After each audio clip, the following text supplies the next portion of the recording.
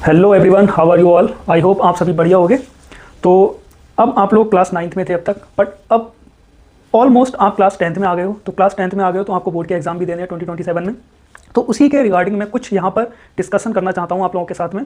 देखिए, 9th जैसे गया सो गया, ठीक है। आपको उसका कोई भी लोड लेने की जरूरत नहीं कि हमने पढ़ाई नहीं की, ये नहीं किया, वो नहीं किया। बट अब आप क्लास 10th में आ गए हैं, तो क्लास 10th में जब आ गए हैं तो आपकी भी रिस्पॉन्सिबिलिटी बनती है कि हम हर एक सब्जेक्ट को बहुत ही अच्छे से डिटेल्स में प्रिपरेशन करें।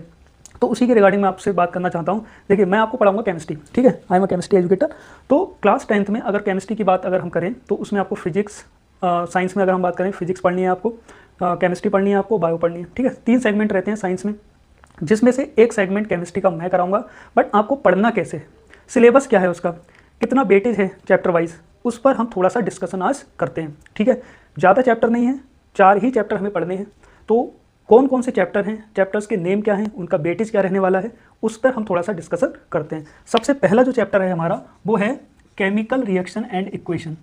केमिकल रिएक्शन एंड इक्वेशन, इसका जो वेटेज रहता है बोर्ड में वो 6 मार्क्स का रहता है ओनली, ठीक है।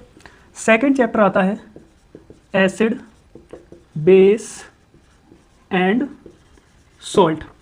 इसका जो वेटेज रहता है बेटा वो रहता है 3 मार्क्स का। कितने का? 3 मार्क्स का।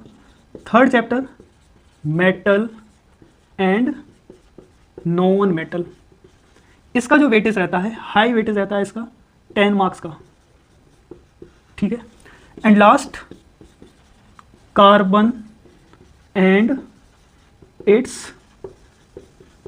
कंपाउंड, इसका वेटेज रहेगा 6 मार्क्स का। तो 6, 3, 10 एंड 6, ये टोटल हुआ बेटा 25 मार्क्स।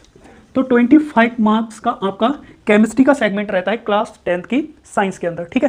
तो ये तो मैंने आपको थोड़ा सा डिस्कशन मैंने कर लिया किसके रिगार्डिंग, और सिलेबस के रिगार्डिंग, ठीक है। आपको ये चीज़ें पढ़नी है, बट पढ़ना कैसे? देखिए, केमिस्ट्री स्टार्ट करने से पहले मैं आपको कुछ बेसिक टर्म्स बताऊंगा केमिस्ट्री का।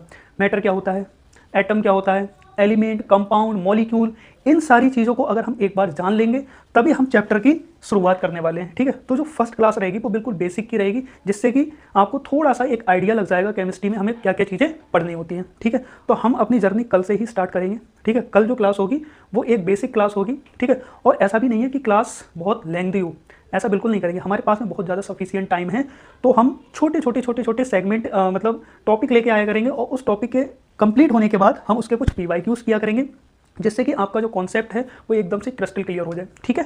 तो आई होप आपको इतनी इन्फॉर्मेशन अब तक समझ में आई होगी कि केमिस्ट्री में हमें क्या क्या पढ़ना है। अच्छा, 25 मार्क्स की यहाँ पर ये जो केमिस्ट्री है आपका, 25 मार्क्स का आपका फिजिक्स है, और 30 मार्क्स का आपका बायो का सेगमेंट रहेगा, ठीक है। तो ये 80 मार्क्स बनते हैं आपके साइंस में, ठीक है, जिसमें से केमिस्ट्री का पोर्शन मैं आपको कराने वाला हूँ। केमिस्ट्री में आपको बिल्कुल भी टेंशन लेने की जरूरत नहीं है, एकदम बेसिक से पढ़ाऊंगा, एकदम मजा आ जाएगा आप लोगों को।